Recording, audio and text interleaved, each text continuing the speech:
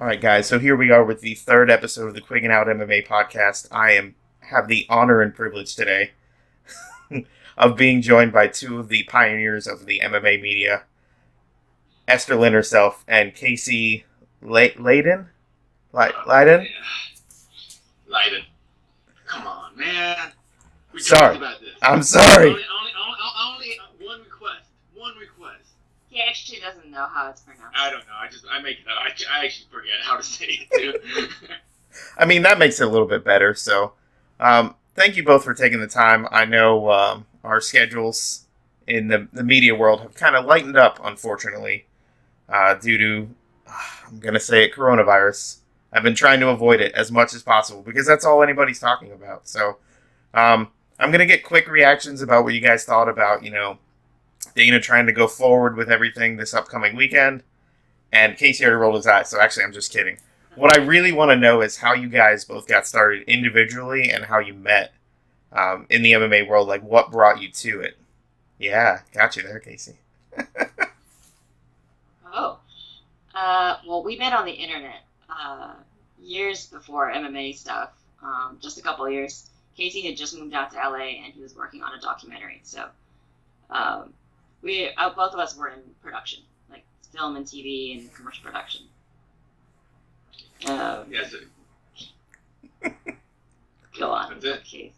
No. Casey goes, "That no. There's more to that story." Chapter 2. Yeah, so we met about 15 years ago or so, and way before I even knew what MMA even stood for. It was back when the UFC to me was just it was next. You go to Blockbuster Video, and it was next to like the Faces of Death VHS tapes. That's all it was to me. I didn't know about MMA. Didn't really follow it at all. It was human cockfighting at that point when we met. Then we worked on a documentary together. That was done. And then basically through the documentary, one of the producers, a friend of the producer, happened to be starting a new company called Elite XC, and they needed someone to edit some highlight reels. They gave me a bunch of jungle fight DVDs. They go, "Hey, here's $400. Make a 2-minute sizzle reel so we can get more investors." I made a 2-minute sizzle reel. I had a bunch of dudes punch. But I had like 6 DVDs put together. And I cut it to New Noise by Refused. And I did that. Handed it off to them. Got paid $400. And then they got more money. They hired me.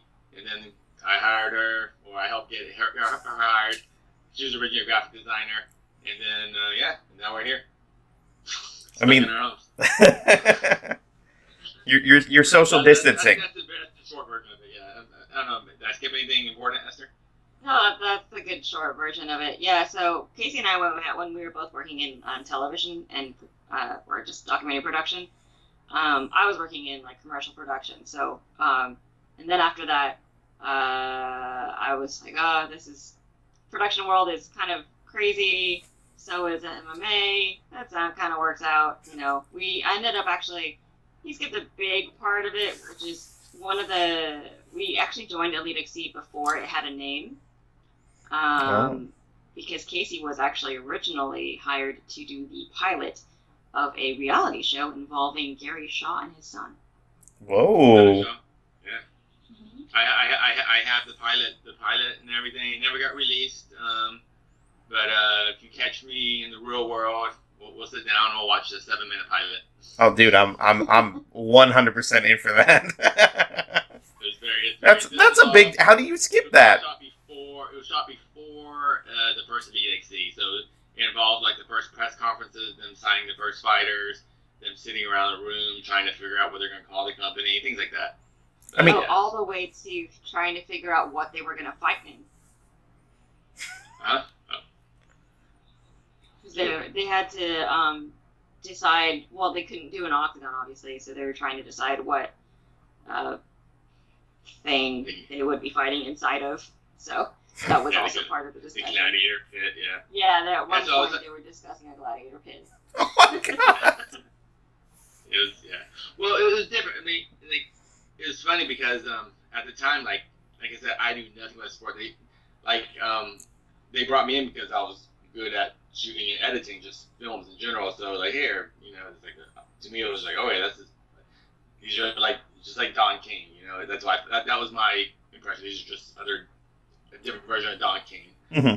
And so yeah, so I went to New York. I was in the Showtime offices. I shot out just ridiculous stuff, like just the ideas that probably floated around at that time that I thought were completely normal, but now you look back and you're like, yeah, that's crazy. Yeah. And then that happened, and then Lead XC happened. Lead XC folded. By that point, we had actually made friends in the sport, so we started doing some little short kind of documentaries, kind of in the vein of like 24/7 and things like that. Mm-hmm. And then she got hired on by Showtime and Strike Force. I got hired basically around that time. That's when I met Aaron Hawani. Then I started working with him, and then me and him kind of became like a little duo for 7-8 years, and we traveled and everything, and did that whole we went to like over 100 pay-per-views together. Then a couple years ago, ESPN hired him, and now I'm still MMA fighting, and I enjoy it, and somehow I'm still here. Here we are. And that brought you, way forward, like you said. There's so many people you talk to who kind of get pulled into the sport because, like you said, this looks interesting. It's kind of crazy. Like Esther, for you, like, what was it like being, thrust into that world for the first time and going, what have I gotten myself into? So, like, the very first event I photographed was a smoker in a gym. And that was my first time meeting, like, a lot of the people in the industry. I didn't know who I was meeting, of course, but, like, all the Sherdog guys were there, and there were people from other websites, Weekly, and things like that, and I was just there, just working. I had no idea I was there with Elite XC, because they were streaming it or something. And my impression was just, this is wild.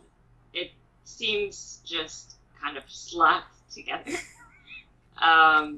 But it's fun in that way, I guess. It just seemed like this, Casey and I had this discussion yesterday, but we were, there as when it was coming up. So it feels like there's just all this, just you were there during the dumb times too. Like the feeling out process, yeah. Yeah, the feeling out process. So you were like when they didn't quite know, like the rules were set, but like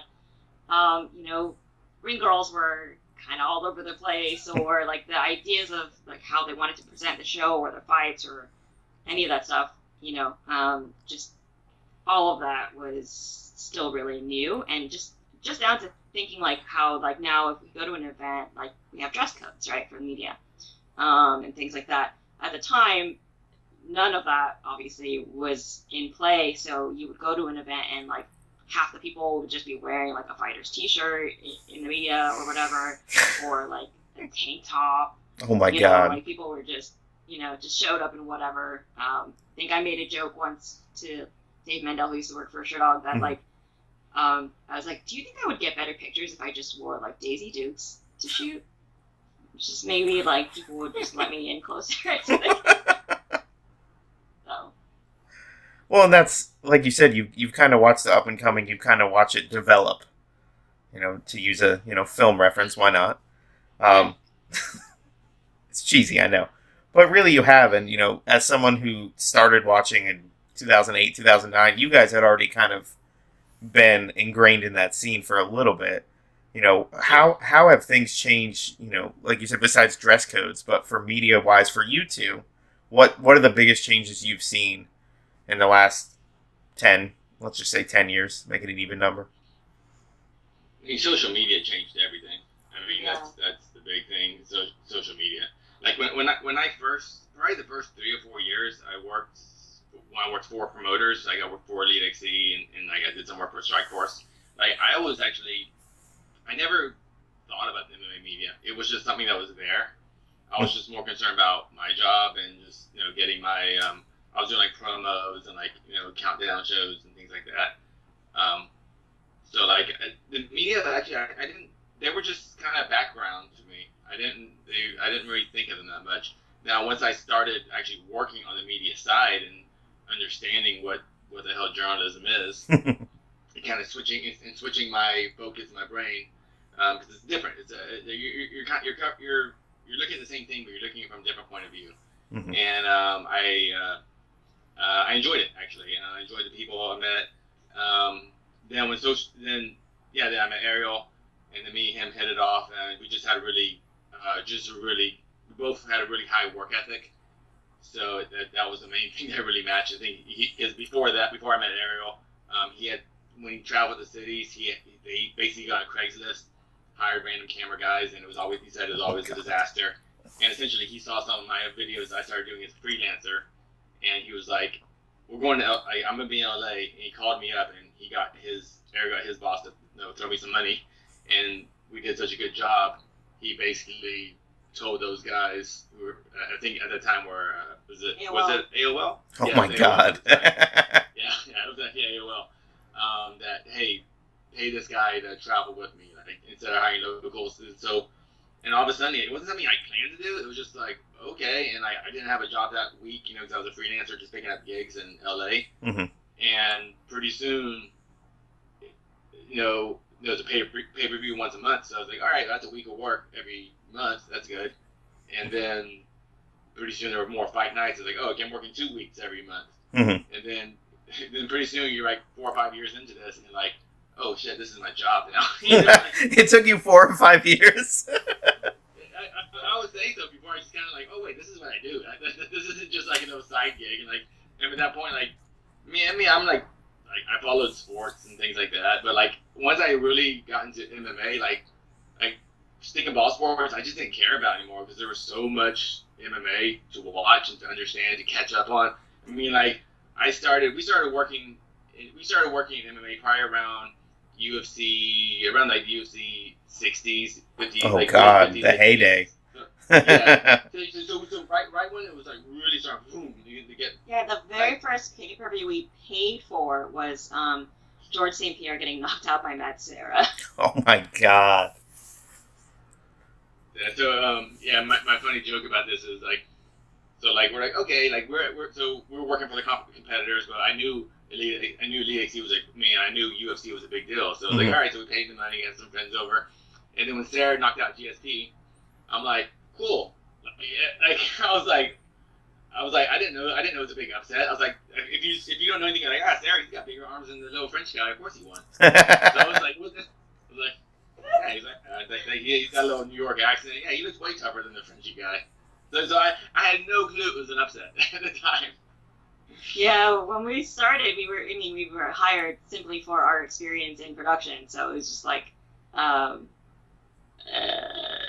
we didn't actually know anything about MMA, and we had to learn all of that in the first couple of years. So it's funny because I was just seeing, I know we didn't want to talk too much about like UFC 249, coronavirus, but I saw Ben Folks was saying, he just thought it was weird that a lot of fans think that we didn't want the event to happen, considering that most of us got into this because we were fans. Like, yeah. I would say Casey and I didn't start that way, but we obviously became fans in a way that like erased all other sports in our life and everything else we did.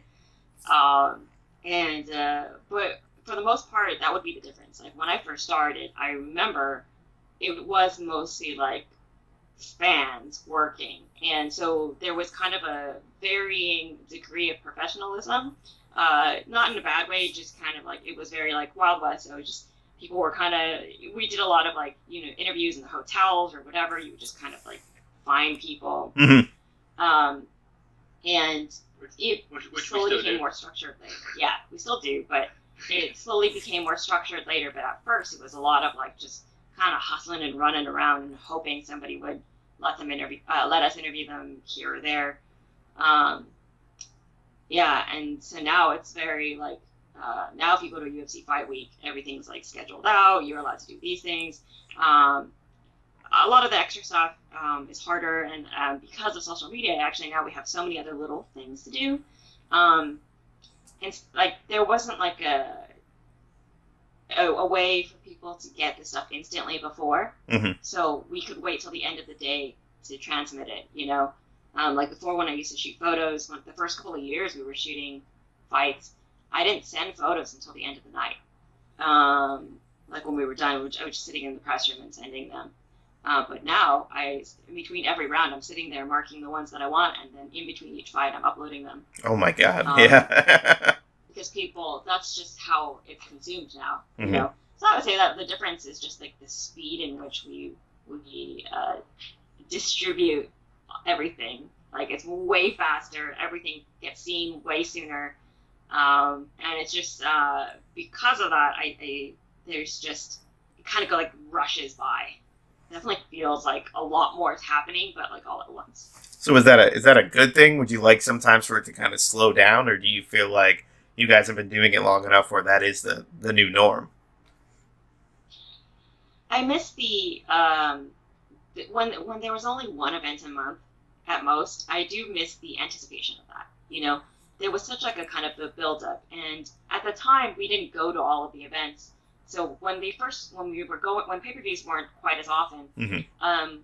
If we weren't assigned to it, Casey and I would have like a huge barbecue. We'd have a bunch of people over, and like, you know, it was like a thing. But now it happens so often that it's not an event anymore. So like we go to our work ones, but the ones we're not working, because they happen so much, we don't make it a celebration anymore. We don't do it up where we all kind of sit around and watch together. So. Oh, and you can't.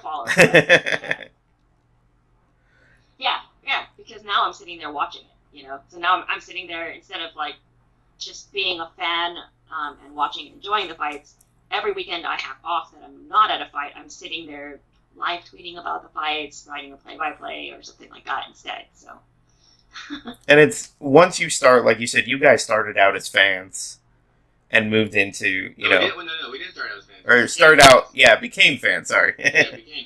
I was giving you a chance to correct me again. That was I only got 2 though. That's it. But you guys started out not as fans. You know, you were just doing a job and you grew to love it. And I think that's the difference between MMA and every other sport. And I've talked about it before. I said, but MMA isn't like any other sport. You're not watching a football game that scores 48-0 with 2 minutes left and the other team can still win. It's not possible. Yeah.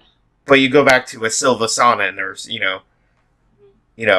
Korean Zombie Yair Rodriguez, where you're like, 5th round, there's no way this is going to happen, and something crazy happens. And I think to this day, there are too many fights. And I say that, I love fighting. I would watch it every single day. But there's some times where you're just like, I need a break.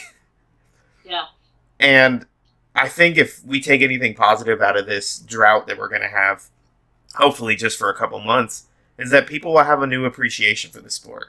People will, maybe if they spread them out just a little bit, like you said, when they were one a month, you were like, you got all your friends together. It was a huge celebration. Then it was like every 2 weeks, you're like, all right, I can't spend $70 a month every time. So, for you guys, it's just crazy to see just getting to work together. So that was the next part of what I was going to talk about. And I'll let Casey start with this one. What's it like working together, side by side and doing what you guys love for a living? It just happened. I don't know. It wasn't like a plan. It was just like we were both freelancers, working, doing the gig economy in LA, picking up jobs. And then I started getting some steady work, then I was like, hey, you guys need a photographer or a graphic designer? I was like, I know someone, and then she started working, got good at photos. And then it just became, she got really good at photos. The best, but I'm not going to. The bestest at photos. And then it just became actually, economically, it made sense for when we traveled. It's like, well, hey, you bring Esther, we can share a hotel room. It was really just, it made financial sense for our employers, So, and then I help her, no, I don't really help her. I carry the heavy things for her. I help, yeah. So, like, but like, she's also, like, really, like, everything I do, she can do the same thing, too. I can't do the stuff she can do. Like, she can pick up my camera and shoot an interview and things like that. So, she became, like, my assistant, too, when we did like big kind of shoots of Ariel, did like these like walk and talks with Connor or something like that. Like she's the person holding the other camera or holding a microphone, so like she was. I don't know. It was just it just made sense, and somehow she tolerated me for 15 years, and then it wasn't like a plan. It never sucked. So we kept going with it. I don't know.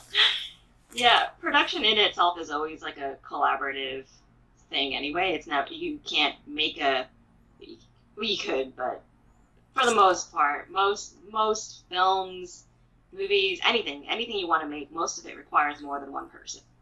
Mm-hmm. Especially if you want to do it well. So yeah, we just learned each other's crafts. So like I had come from a video and film production background anyway before I met Casey, so I knew how to do all that stuff. So when he needed a second person to shoot cameras, to edit extra footage, or to just call people up and do producing, just make sure the locations are there and make sure the equipment gets there. That's all the kind of stuff that I do on the side too. So it just kind of worked out. We just knew each other's needs very well, so it was just easier to work with each other. And then throughout time, we've actually added a couple people in who we bring in who kind of understand the way our system works and things like that, and how we do stuff. So, do you have a name for your system? Is there a collaborative name? No. The next time you teach it to somebody, just say it's the Esther way or something along those lines, and just keep rolling with it until they're like, "Wait, what? I've never heard of this before." No, it's revolutionary. We got this. The only thing I like to joke around that we brought to MMA necessarily, and the media, is properly timed cables. Yeah. I see media guys like wrapping cables like this around the arm, like, oh man.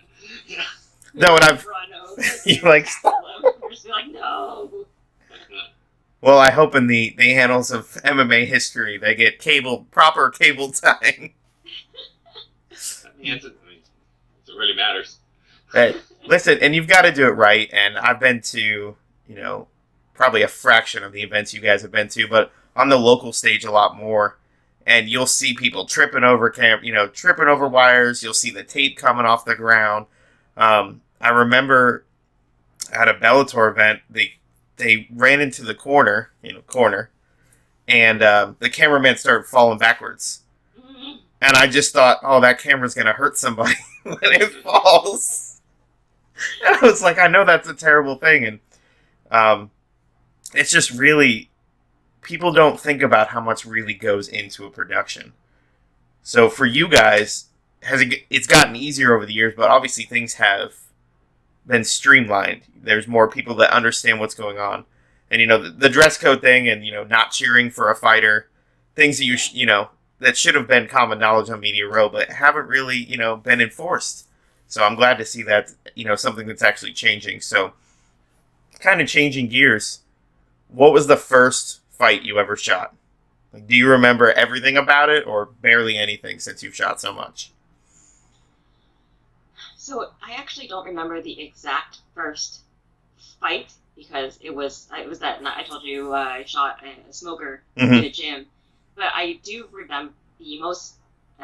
I remember it very much because of some. Shane Dillers are. You're really gonna story? Edit that part out. I got a really good story when I shot Shane Del Rosario. Yeah. Oh man. Yeah. So that's why I remember that night so much, is because he fought on that card. So Shane Del Rosario fought, and he won that night. And I remember thinking, this guy's gonna be a really good one day. So that was really. I remember that. I remember just being amazed at like the fashion choices people were making. It was a culture shock. Yeah, it was kind of a culture shock, and especially because it just seems so far from like LA as well. Like it's still happening in California, but here's this like subculture of MMA that looks completely different from like Hollywood, LA. So, But Was that before or after the K1 event at the Coliseum? Before. That was before, okay. All right, talk about that. You can't just bring that up. I think that was the first big event I was at. Oh, you know what? Sorry. I was wrong. That was after. You're right. What was after? I don't know, whatever. We did one of our first big events was the K1 Dynamite in US at the Coliseum. Wow. That was the Brock Lesnar fought on. It was a great card. Jeez. But we didn't actually work. We worked kind of like the promotion for the event, but the actual fight night, we were just kind of there as fans. Like we had no free tickets and stuff, just because we worked. So I wasn't actually backstage or seeing anything cool. I was just out there as a fan. So, but Esther did. We borrowed cameras and shot some fun photos and things like that. I remember for me, I don't remember very much from that event. Like I don't remember Brock's fight at all. But I remember Melvin Manhoff versus what's his name, the Korean fighter. Melvin Manhoff, he was on my card. And it was just like this incredible fight, and I think that was the first fight that I saw as a fan, just going, that's incredible. You know, like what just happened? Because it was a wild back and forth fight, and then Melvin Manhoff gets arm barred like at the second round, and like I just seen the fans go crazy. It was just like that was like one of those handful of moments like, whoa, okay, I'm gonna remember this. I've never seen anything like this. What I remember was Johnny Morton getting knocked out. And I remember that was a term for a little bit, getting Johnny Mortons. Oh my god. Because like he didn't train at all, and he also failed his drug test that day for cocaine, I think. I thought he ran away from the drug test. Also, he ran away from the second pre, yeah. So he did the pre-fight, but he ran away from the post-fight drug test. And so California didn't want to pay him his check. Or he had to come and take the sanction, blah, blah. So I remember that. But my favorite thing, I think, about that event was they had a chariot for the fighters. So they would walk down. Like, the Coliseum is way too big of a place to have an MMA event that isn't going to be full. Because it's like 90,000. Oh my gosh, yeah. There were not even half full. So one whole section of it, like, the Olympics were held in this building, so like on one whole half of it was just like they just decided to make it the stage, and so when fighters came down, they had to walk down this ridiculously long set of stairs all the way down from the top of the Coliseum where they had the Olympic torch all the way down to the bottom where the track was, and then they would get on this chariot, which was like a metal cart, like hitched onto the back of a truck, and then they just drive the truck all around. Are we talking like Gladiator chariot, Ben-Hur chariot, or are we talking like Hercules the animated movie chariot? Ben-Hur style. Yeah. They wanted it to be Gladiator style, but it was just aluminum pipes. But it looked cool. I gotta find the footage of that. Look at the card. Actually, look at Brad Pickett versus Tokoro. Yeah, Tokoro. Oh my god. Tokoro subbed him in the minute. Jake Shields was on it. Antonio Bigfoot Silva was on it. The Horace Gracie Sakuraba. Oh yeah. That little fight. Little fight. One of people's most indelible memories about this evening, for everyone that was there, or everyone that watched, is that for some reason they decided to hire a local radio DJ to be like the event DJ. And he didn't know anything about MMA. And so he kept calling Royce over and over. And he's like, yeah, give it up for Royce Gracie, da-da-da. And then beyond that, when the fight obviously went to grappling, he was just like encouraging the crowd to boo because he thought it was boring. This was incredible looking back on it. At the time, I didn't understand the culture of it, so it felt normal in a weird way. But the fact that during the fight, he got on. Imagine watching a UFC fight. They're grappling on the ground, and freaking Bruce Buffer grabs the mic. You're like, "Come on, guys, let's boo them, boo!" Like he literally was telling the crowd to boo.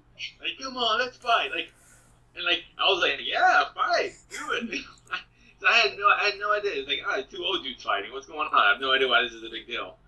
Like that, it's just we were just working. This is just kind of jobs for us at the time, you know. We obviously knew they were tough dudes and all that, but like we didn't know the history of it at all. It didn't have the same impact. Yeah. No, and so like apparently the DJ that they hired for the entire arena knew even less than we did.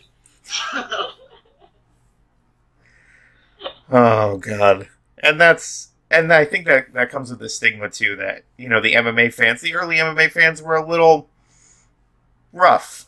We'll just say rough. And they did have the stigma about them. And so I could see why people boo. Yeah, let's boo him. It would blow my mind if Bruce Buffer went, stand up, guys, this sucks. Like, oh, so for you shooting, how hard is it not to watch the fight and not shoot? Because, I've shot a couple events and there's times where you want to be that fan through your left eye and you realize you have a job to do with your right eye. So how do you, set that barrier or just kind of go into that mode of, I need to make sure I don't miss this? I think because at this point now, even if I'm at a fight and I'm not shooting, I want to shoot. I think of images and I think of composition and I'm constantly looking at things. When I'm staring at it, I'm looking at a fight, I'm thinking, I wish I could get that angle or I could get this photo or whatever. So it's kind of like programmed in me to feel that way, to look through the lens and see that. For the most part, I would say I have not too hard of a time. I get excited and sometimes there's been a couple of times when I haven't gotten enough or the right moment or whatever because I'm just like I am watching, because you're just watching through it and you have such a good view when you're looking right at when you're just so every once in a while the only time I've really had any problems is like when someone's getting beat up really bad, then I have a really hard time continuing to photograph them if they are getting very injured. So like emotional stuff, like really, really heavily emotional stuff, like I know it's part of my job, but there's been a couple of times when I've watched a fighter who I know personally get beat up really bad, and I realize when I go back to the photos that I really didn't shoot that many, because I start to just kind of drop out, or I just start to like kind of slow my pace down because I don't want to absorb so much of I don't want to have such a good record of this. Yeah. But it's mostly like the aftermath, It's like you see someone like just sobbing their eyes out, and I maybe everyone else would just grab like a bunch of photos, and for me sometimes I would just grab one photo and then just be like, I hope that turned out because I can't keep shooting that. Mm-hmm. And it's funny because I'll bring up the one story, the one time I had that moment where you just went, it was an amateur fight and there was a groin shot, and he came back from it and he got knocked out. And when he woke up, he started fighting the 5 people around him. And I mean, like, fighting them. And they're all trying to hold him back. His coaches are grabbing him. And I put my camera down. Because I went, no. I was like, nobody needs to see. This doesn't need to be a moment that he looks back on and sees. So I get that. And I feel like it's a level of respect that you're showing. When you see a fighter, he's getting punched 35 times and he's unconscious. You don't need that picture. That person's in a state, and like you said, it's your job, but there are those moments where you're going to be like, does this really need to be cataloged? Yeah, I feel it's always been a balance, and for me, the hardest part about this job actually is just the immense amount of sympathy and empathy I have for them. Just it doesn't ever go away. You never watch a fight and like. I do watch fights and I get excited and I'm like, oh my god, that was so violent or crazy. But there's always that war, right? Inside you, you're always thinking, oh, but someone got hurt really bad and that kind of stuff.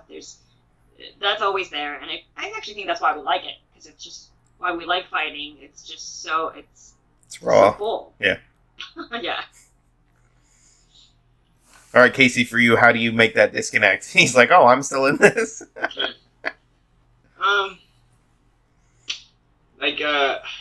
Luckily now, but not luckily, but UFC now, I kind of stand backstage now, do a bunch of the interviews backstage now. Like it's different. But like early, like especially when I worked for like Invicta back in the beginning cards, like first like 7 or 8. Yeah, it was. I don't know. It's. I think it's different. I mean, so I would interview fighters backstage too after they lost, and I don't know. I felt comfortable. It's like I never felt because like I respected what they were doing. I respected how much it sucks to lose, and I acknowledged. I mean, I knew that, so I was bummed. I feel bummed, but I'm like, but I just realized this is what you signed up for. So as long as I have just a general respect and you just know what people are going through. I was okay, but like late stoppages and stuff like that, like that just even as a fan, if you're sitting at home, it's just like, dude, stop the fight. It's the same feeling. It's the same feeling when we're cage side. It's just like, oh, stop the fight,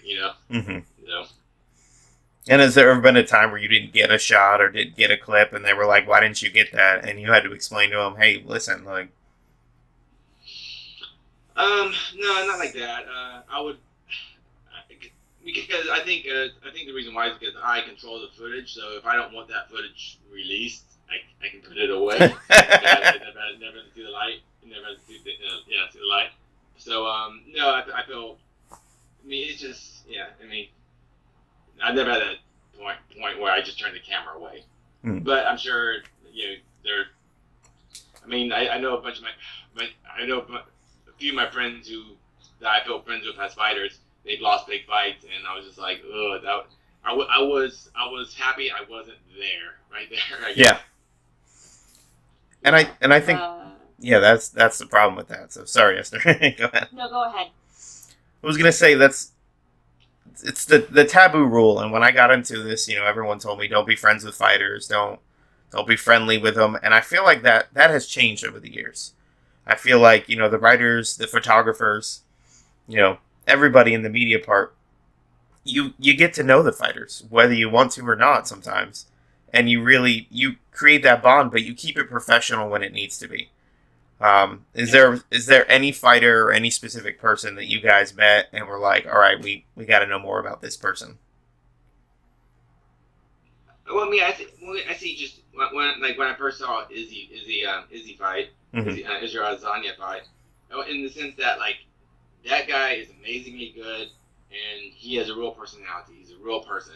So in that sense, I was like, this guy, as a journalist, is like I want to follow this guy. I want to tell this guy's story or help tell this guy's story. So that's off the recent memory. Oh, and Ryan Hall. I see Ryan Hall, like, man, that guy, like that, because he's the opposite. He's on the other end of how the sport is sold. Mm-hmm. Like, you think like images of the old UFC guy, was it the old logo? That wasn't Ryan Hall. It was like Ryan Hall, on those on the posters, him flexing. It's like that, and guys like Ryan Hall still are reasons why I really like MMA, because that guy's a freaking killer. Mm-hmm. So you would never know. I think it's still one of the best parts.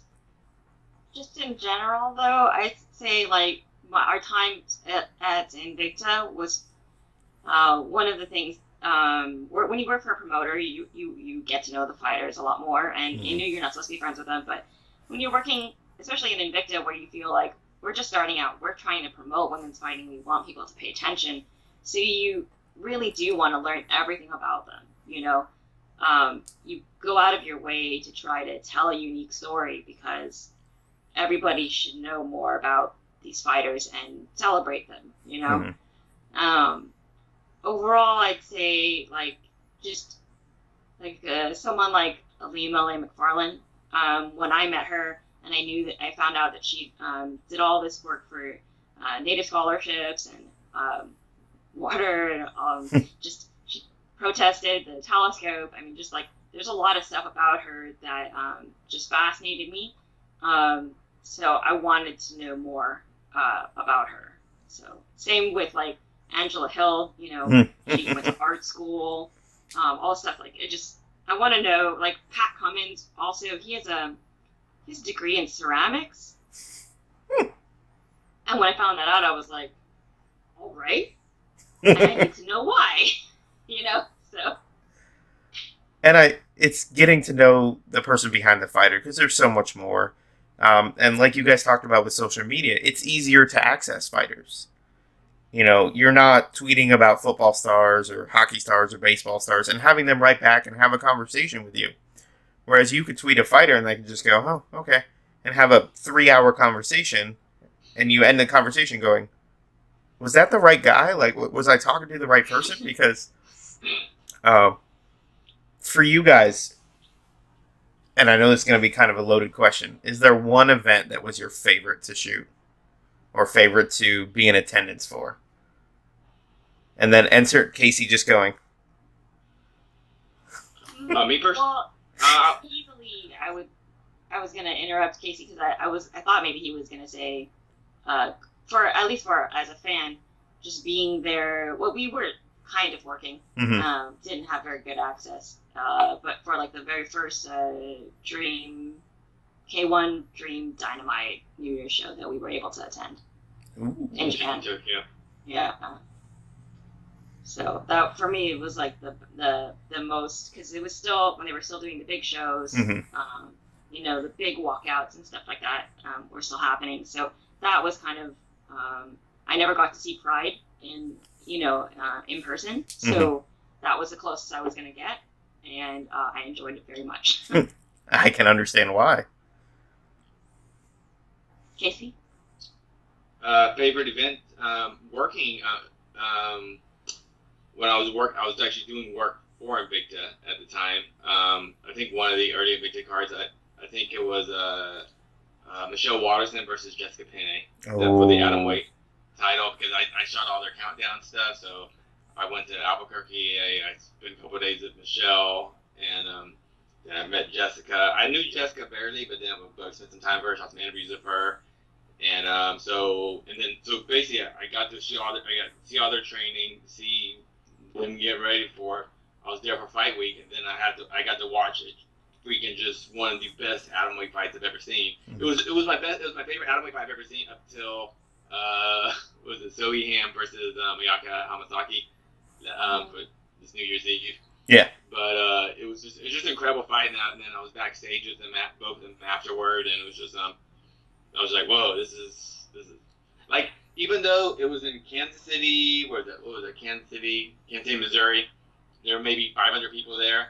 It felt like this is the most important sporting event in the world.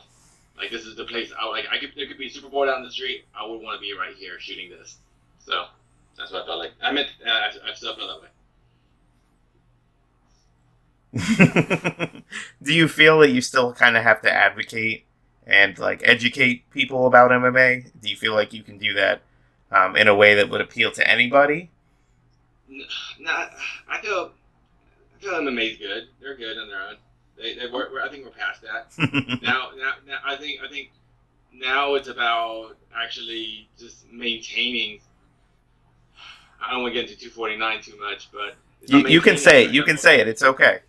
Just maintaining a certain level of dignity. I feel like this sport is like this whole week and a half, last 2 weeks, month, like the sport has gone so far backwards, in a sense that we used to be we're a safe sport where we care about these people, care about the fighters, we're going to be regulated, we have proper testing, proper training, proper weight cutting, healthy weight cuts, and then just the last couple of weeks we're like, dude, just, I don't care who's in there, just fight, so yeah. We'll remove the soapbox. Sorry. What was the question? Do we have to advocate for the sport and stuff? I still feel like we do, though, because I know, Casey is that person. Like, when we go to Thanksgiving with our family, everyone is like, Casey's like telling everyone like his favorite fights and showing people stuff, and all of our friends that don't watch it or whatever, he's pretty much forced into watching a few events. We've even gotten tickets for our friends in other cities who don't go to fights, just so they'll come see it. I feel like it doesn't,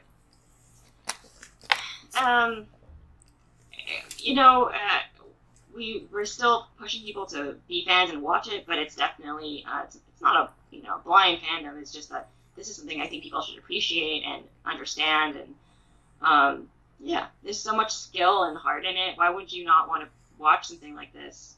I don't know. Did you ever get like a negative stigma when you guys first started of like, why are you shooting this? Like, why are you doing this? I mean, my dad for a minute, it's still kind of like this, but for many years was just like, you shouldn't be doing this. This is violence and things like that. So, it didn't matter that this was actually my job or whatever like that. He was pretty upset that I was, making a living through what's essentially violence. So, so that kind of sucked, and but it's any of the pushback, or actually, it's funny, any of the weirder comments or people being like, oh, I can't believe you do that, it all actually came from, because I also work in boxing, it all came from when I started working more in boxing, and I was showing up in boxing, and people would introduce me as Esther the MMA photographer, and then like their face would change, and then be like, and like, oh, you shoot that, and blah blah blah. So when I first started doing boxing, it was like that. Now it's different. People have a kind of a co-respect. But when I first started doing it, it was mostly a lot of older people in boxing media, and they were just like very disapproving. I forgot about that. You're right. I forgot. Yeah, when you started shooting boxing at the beginning, people were really like, ew. Yeah, they really didn't respect your work, for sure. Yeah. And I can't imagine it was hard to overcome that once you put out some of your work. Just because I've seen your work over the years, and this isn't one of those fanboy situations, but I did get a little fanboy when I found out you were going to be at the Tampa UFC event 4 years ago.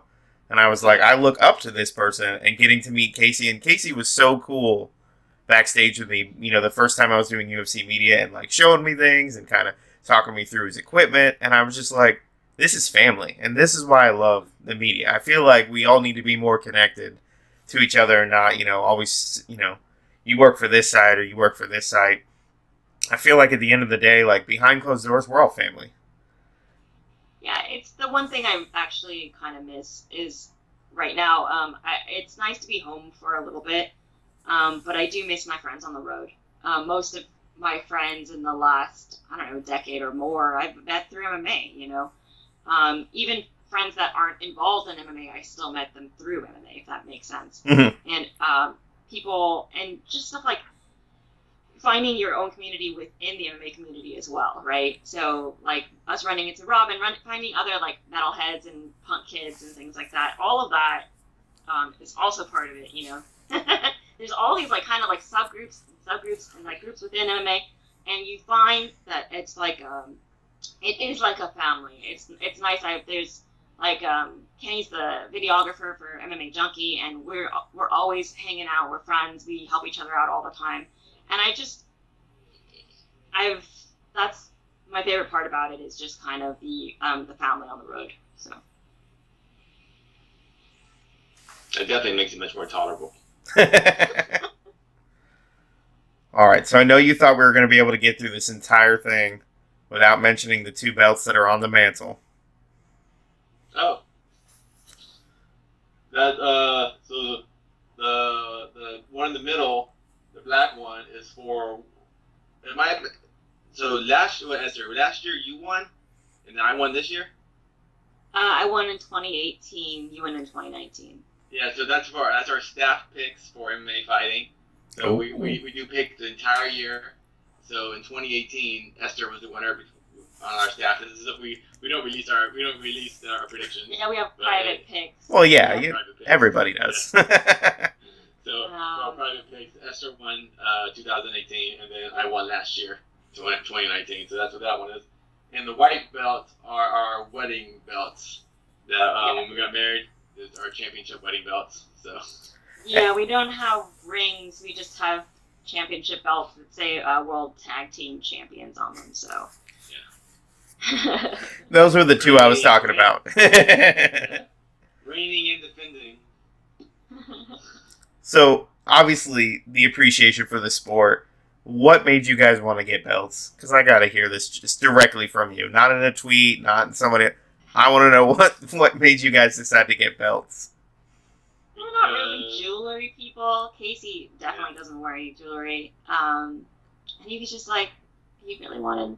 I think more than anything, Casey just had this image of his dad holding up the belt over his head, kind of like just like, yeah, you know, and then like handing it off to us. I think that's what he kind of imagined. I don't know, Casey. Yeah, just like I was like, you know, once we started talking about people about our wedding, and I was like, we'll make up our own traditions, you know, whatever. We'll just screw this, you know. Belts, that's clearly what people do.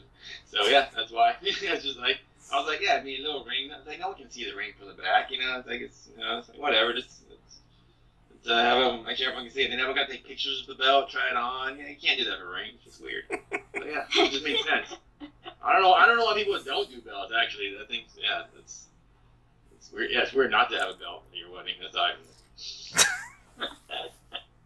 you guys are all dumb. Look at you guys. You got this tiny little ring. Look what I got. Hold up the belt. Yeah. And I love that you guys did that because you are both unique characters, and I think everybody who covers MMA is a unique character in their own way. Like you said, there's so many subcategories and subgenres, and finding out metalheads. Rob and I will do it. Me and Brian will do it. Rob knows now not to get into a GIF war with me on Twitter. It doesn't end well for him.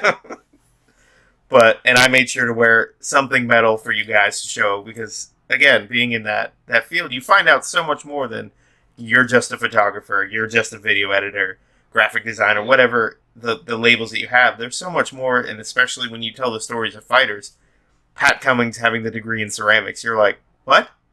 That doesn't make any sense. I got to know more. And you have to create that environment. So, how long now have you guys been with MMA fighting together? Well, as a Casey freelancer, started in 2009, 2008. Yeah. UFC 104. Okay, that's when Casey started. She just with them. One. Yeah. My first event for MMA fighting was 106. I mean, interesting events for the two of those. The one I remember the most of my early events though was the one in Memphis with BJ Penn and Diego Sanchez. Oh, 107. Yeah, because I remember the dog walk.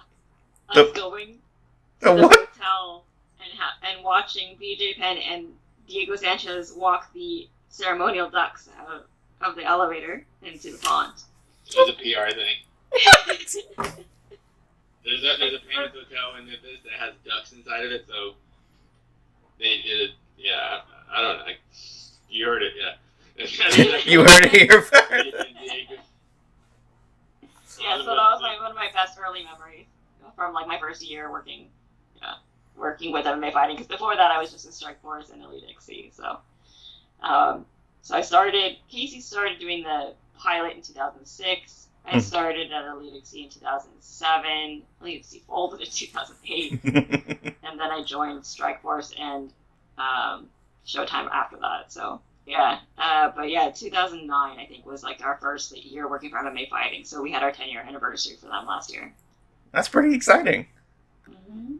Because there's not a lot of, like you said, it's starting to become where there's a lot of longer tenured media. Just because I feel like once you get in, you can't get out, or you don't want to. We've actually talked about that, with other journalists, stepping away from the game, or whatever I call it. Yeah, it's hard to, like you said, you quit caring about other sports and just in the sporting aspect, and it's just it becomes, and you realize MMA is kind of it's a lifestyle, I guess, too, and I train all the time too, so it's I don't know, it's weird. Yeah, it absorbs your whole life. I'm not even sure why. And then you spend all your free time watching K1 Max, and just,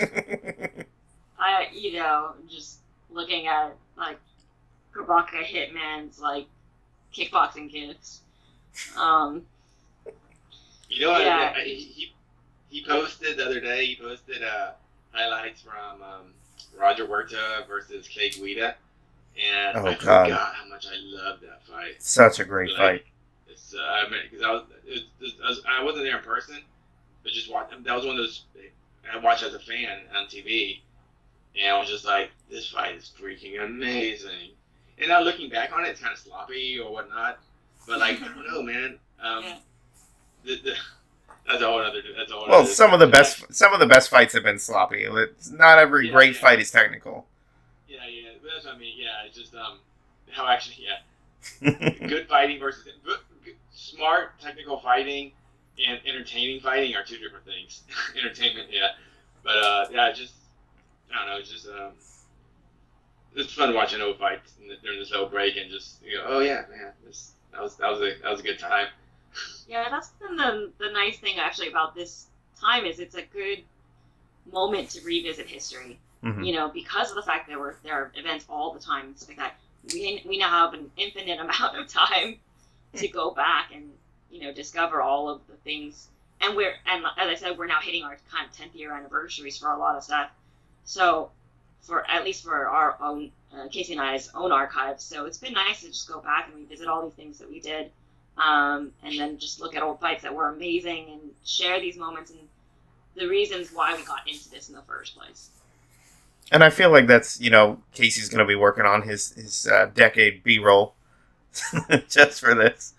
The free time, everybody's kind of looking at it as isolation and being almost in a jail cell. Like, you can't do anything, you can't work on anything, you're just stuck and you're supposed to just sit at home. And I love that you guys, like you said, I feel like we just need to recharge the batteries, especially with you guys going to as many shows where you can't really fully appreciate or rest up. Casey, you said you training and anything you're doing, Esther, like you have to do something. Mm-hmm. And I feel like this is a time to better ourselves and really, care for loved ones, make sure, you don't go crazy, but at the same time, lose yourself for a while in old fights. Yeah. It's fun. Yeah, it's been really cool revisiting, and I mean, there's so many libraries, of course, like you have the Fight Pass library, but just all the old fights on YouTube, and then just we have a friend who used to be that guy that would come over and just like drop off a stack of DVDs of random events, like Zest, like ZSD, like tag team MMA. Oh, jeez. Japan, and, like, some random stuff like that, and it's just like it's so fun to go back. I think that's why the 249 stuff is so funny, because we went from when they sold the UFC to Endeavor, they were like, this is the most regulated sport. It's so professional, blah blah blah. But at our hearts, we're still barge fighting. Just you can't get away from that. Like the core of MMA is still going to be like this kind of gritty underground fighting thing, and I think that's why do you think we love it? Huh? Why do you think we love? Why do you think we love us personally too? Why do we love Kimbo's life? Oh yeah. Just a dude in the backyard just throwing hammers. Like, yeah, cool. My eyeball hurts just thinking about it. It really. But you're right. It is that sport where we tried to go so far against the grain to be like, we're going to stand out, we're going to be different. And then we went to the Reebok deal, and it kind of tried to uniform everything. No pun intended there. And, regulate and make it, look at us, look at what we're doing. And then we get to the point where all the other sports are, okay, we're done. You've still got WWE putting on shows and, a couple other wrestling shows. And then you have this, and I think even as media, we were all like, are you sure about that? Like, is that we don't need to take 10 steps back. We've worked so hard to get to the mainstream versus looking at what happened in 1993, when the UFC started. When Tank Abbott tried to throw somebody out of a cage, the earlier UFCs. And rightfully so. And rightfully so. And the only time that I can remember where that actually happened was the Bobby Southworth James Irvin fight in Strikeforce. And they both went straight. They didn't lock the door. But for the sport to be around that long and it only happened on a bigger level, like, that's pretty impressive. But we've come so far from the days where it was okay to do certain things, where it's not now. You know, we've revised the sport to try to make it more appealing to people without losing what made MMA MMA. Yeah, I mean, I even think about this, that, you know, Strikeforce had events at the Playboy Mansion. Like, that's not a thing anymore. No, we've got class now. Fight Island. Yeah, Fight Island. I obviously, like everyone else, just want to see what it's gonna look like. I just want to know what is this island? When Dana White says we're building the infrastructure right now, what does he mean? How much infrastructure is there? So listen, it's gonna be. I did a cursory search on islands for sale, and you can find certain islands that have like airstrips and things like that. That's not too. It's just got to be underground, and I can just throw in Stranger Things references because I've been finally catching up on it. It'd be the elevator going down and down and down and down, and then it's like, oh look, there's an octagon. There's your judges, and I mean everything's perfectly normal except that we're 5 miles under the surface. There's no Fight Island. They just jump in a plane, they blindfold them, they fly around in a circle, they land back in Vegas, they go to the Apex Center, and everything's a green screen of a couple of palm trees. Casey, you were a little too specific on how that was set up. Do you have something to tell us? Well, I'm just looking at the economics of it. Like to set up a whole infrastructure.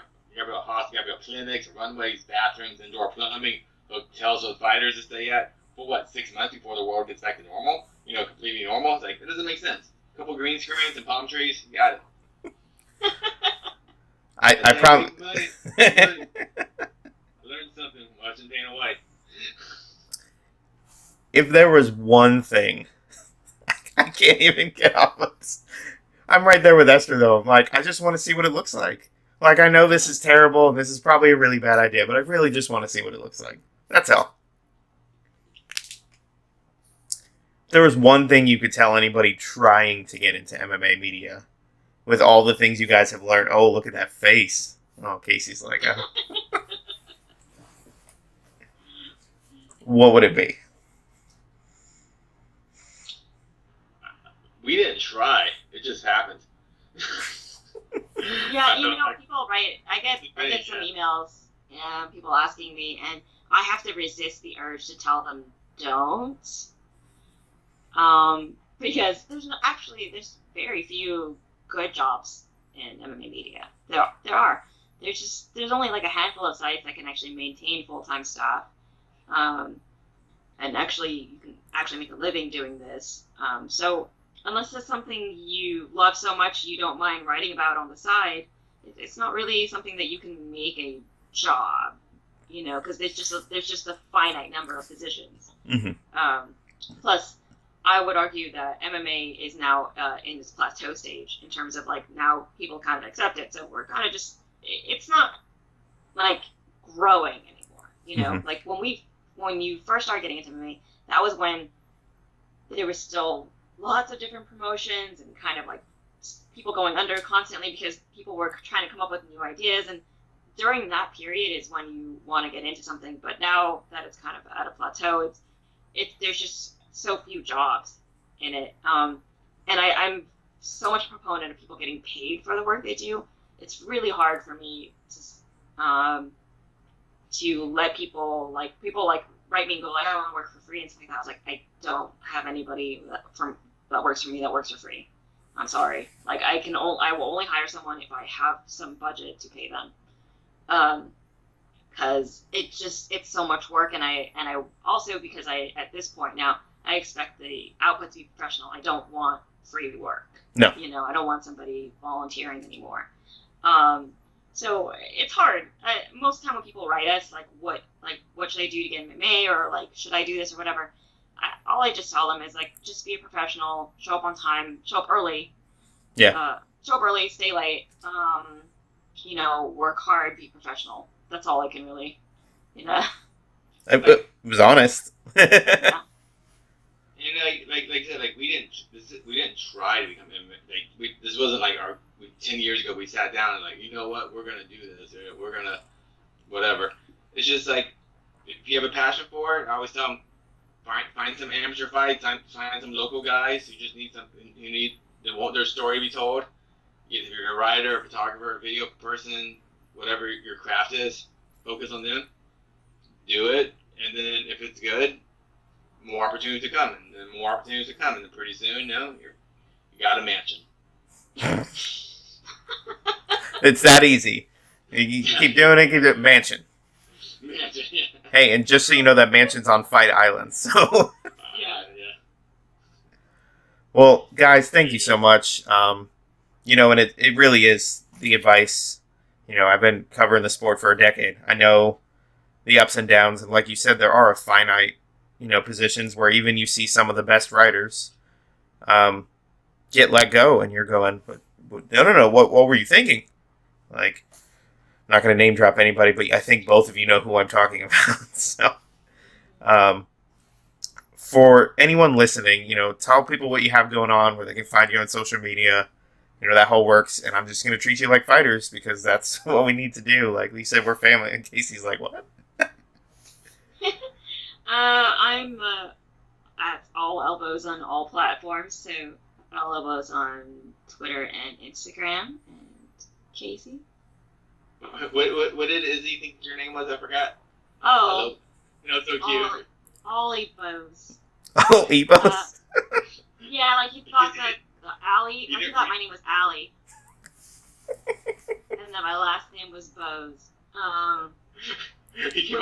He's not the first person that thought that. Justin Buckles also thought that. A couple other people. They thought that my name was Allie and my last name was Bose. So. It was cute. So we were talking to Izzy in Melbourne, and I was like, "Her name's Esther." Because he was like, "Thanks, Allie.